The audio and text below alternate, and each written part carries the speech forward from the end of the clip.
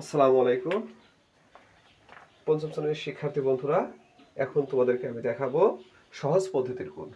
কি গুণ? সহজ পদ্ধতির গুণ। দেখো, 9 9 9 গুণন 32। আসলে সহজ পদ্ধতির গুণটা কি? মানে এখানে এমনভাবে এই গুণকে এমনভাবে সেটিং করতে হবে, গুণ অথবা গুণক যেটাই হোক, যেন হয় 100 হবে, নয় 1000 হবে, না হয় 10,000 হবে, মানে একের পরে শূন্য থাকবে আর কি, অথবা শূন্য শূন্য থাকবে, এমন ফরম্যাটে সাজাইতে হবে যাতে আমরা সহজেই এই গুণটা করতে পারি। তাহলে 999কে দেখো আমরা এভাবে করে লিখতে পারি 1000 বিয়োগ 1, কারণ 1000 বিয়োগ 1 বলতেও যা বোঝায় 999ও তাই, কারণ 1000 থেকে 1 বিয়োগ করলে 999 পাওয়া যায়। হ্যাঁ, এটাকে আমরা এভাবে পরিবর্তন করলাম। এই পরিবর্তনটা কিন্তু আমাদের পড়তে হবে বা শিখতে হবে। গুণন কত? 32। তাহলে দেখো, ব্র্যাকেটের আগে যে সংখ্যাটি থাকে ব্র্যাকেটের ভিতরে সবার সাথে এসে গুণ হয়। তাহলে কি হবে? 1000 গুণন 32 বিয়োগ 1 গুণন 32। ঠিক আছে? তাহলে কত হয়? সহজ পদ্ধতি কেন হয়েছে? একের পরে যতগুলো শূন্য থাকে ওই সংখ্যার পরে পিঠে বসাই দিলেই কি হয়ে যায়? গুণটা হয়ে যায়। দেখো, 32-এর পরে 3টা শূন্য বসিয়ে দিয়েছি, আমাদের গুণটা হয়ে গেছে। আর এক যাকেই গুণ করুক সে ওই সংখ্যাটাই থাকে। এখন বিয়োগ করে দাও। 8 আছে কত হলে 10 হবে? সরি, 2 আছে কত হলে 10 হবে? 8 হলে হাতে আমার একা থাকে, 3 আর 4, 4 আছে কত হলে 10 হবে? 6 হলে হাতে আমার 1, 1 আছে কত হলে 10 হবে? 9 হলে হাতে আমার 1, 1 আছে কত হলে 2 হবে? 1 হলে 3। দেখো, একটি সহজ পদ্ধতির গুণ। তোমাদেরকে আমি আরো একটি সহজ পদ্ধতির গুণ দেখাবো এখন। কত সেটা? 990 গুণন 24।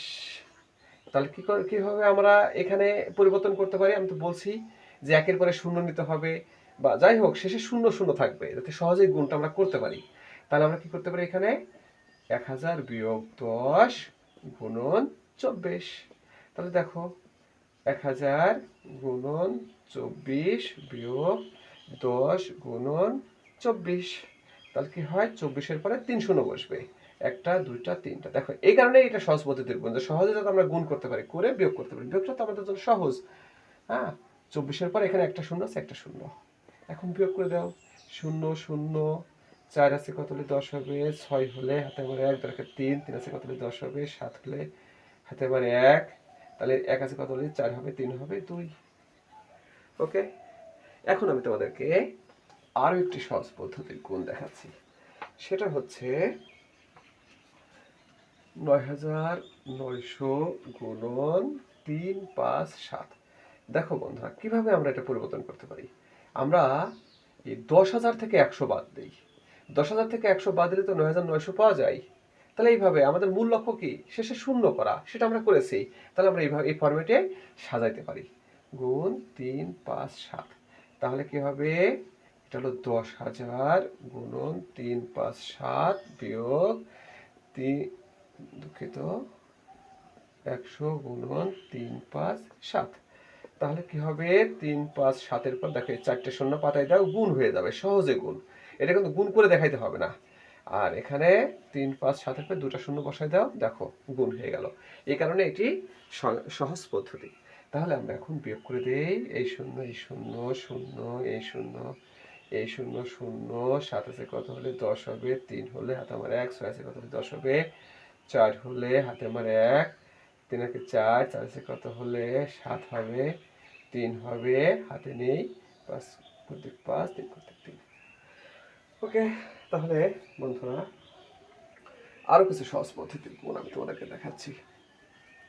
দেখো, হতে পারে এমন যে 101 গুণন 45। 101 গুণন 45। দেখো, এটা কিন্তু 101, আমাদের যথারীতি একের পরে শূন্য বানাইতে হবে। তাহলে 100 যোগ 1 করতে পারি, কারণ 100 যোগ 1 মানে 101 গুণ 45। তাহলে কি? 100 গুণন 45 যোগ 1 গুণন 45।